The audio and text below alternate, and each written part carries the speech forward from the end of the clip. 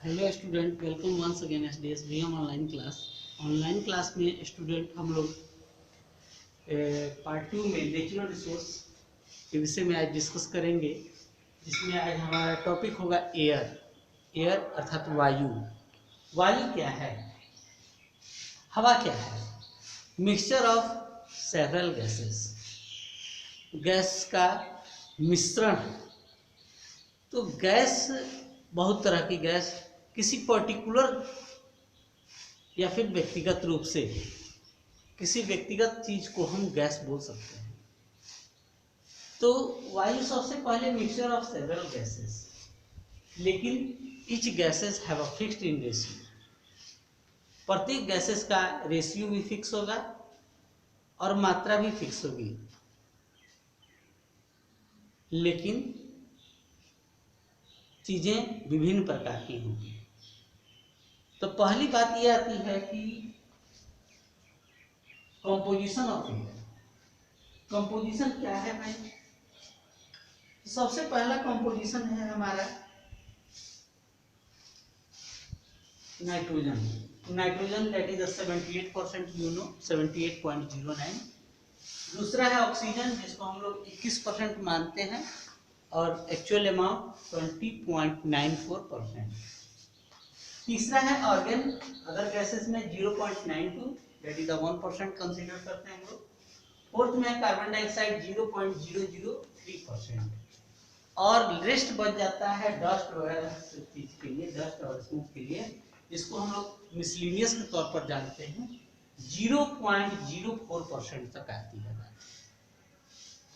तो ये बात है। अब हम इन सभी चीजों को एक डिफिनिट प्रोपोर्शन से देखते हैं।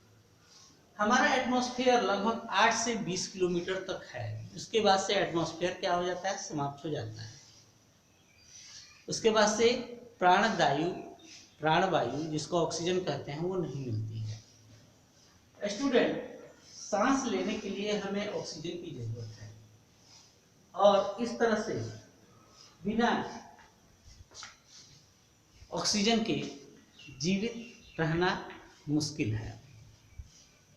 दूसरी बात यह है कि बर्निंग फ्यूल्स जितने भी होते हैं, वो सभी चीजें कार्बन डाइऑक्साइड को जन्म देती हैं। जैसे कोयला हो गया, पेट्रोल हो गया, डीजल हो गया, ये सभी चीजें इन्हीं से आती हैं। अब बात ये आती है कि role of atmosphere in climate control. अगर वायु सही नहीं बहे या सही से वर्क नहीं करे तो हमारा जीवन बहुत मुश्किल है। सबसे पहली बात कि अब वायु, एक विंड के बारे में थोड़ी सी बात हो जाए तो जो सतह पर जो हवा बहती है उसको हम विंड बोलेंगे। The horizontal motion of air is called a wind. Horizontal motion of air is called wind.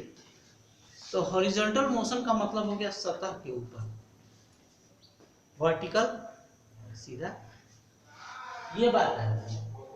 उसके बाद से तो अब हॉरिजॉन्टल मोशन में कौन कौन सी बात है? तो दो बातें हैं। पहला है कि एयर एंड वाटर के लिए, दूसरा है वाटर वेपर फॉर्मेशन के लिए। Water vapour formation, air and water.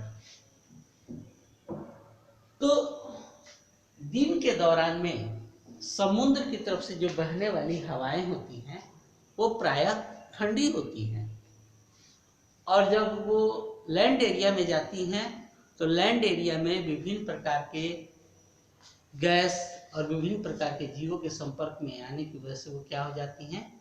गर्म हो जाती हैं और फिर एटमॉस्फेयर में चली जाती हैं। लेकिन रात के दौरान में थोड़ा सा उल्टा होता है। होता ऐसा है कि रात के दौरान में ठंडी हवाएं जो होती हैं बेसिकली टाउन एरिया से आती हैं, अर्थात लैंड एरिया से आती हैं, और गर्म वायु जो है हमारे जो सी रीजन है, जो समुद्री क्षेत्र बोलेंगे, उससे वो ऊपर उठ जाती है। तो ये साइकिल कंटिन्यू चलते रहता है। अब बात आती है क्या स्टूडेंट की बारिश के विषय में, थोड़ा सा रेन के विषय में बात करेंगे। तो the falling down of water droplets form of cloud, बादल के रूप में जो पानी ऊपर से टपकता हुआ कंडेंसेशन प्रोसेस के द्वारा नीचे की तरफ गिरता है, उसको हम लोग रेन बोलेंगे, बारिश बोलेंगे। ये बहुत जरूरी है। अगर ये प्रक्रिया नहीं हुई तो फिर मौसम हमारा सही से नहीं हुआ करेगा। ये बात है। अब हवा का मौसम जैसा होगा वैसी ही हमारे मौसम पर भी प्रभाव पड़ेगा। अब दूसरी बात की, अब transpiration from plants, you know very well transpiration, the loss of water from the parts of the body, plant parts of the body, that is called transpiration. Respiration हो गया, सस्पेंडेड पार्टिकल्स हो गए, ये सभी चीजें आती हैं। लेकिन थोड़ा सा एक बात और ध्यान देने की आवश्यकता है कि जो हमारा रेनफॉल का पैटर्न है वो कैसा है।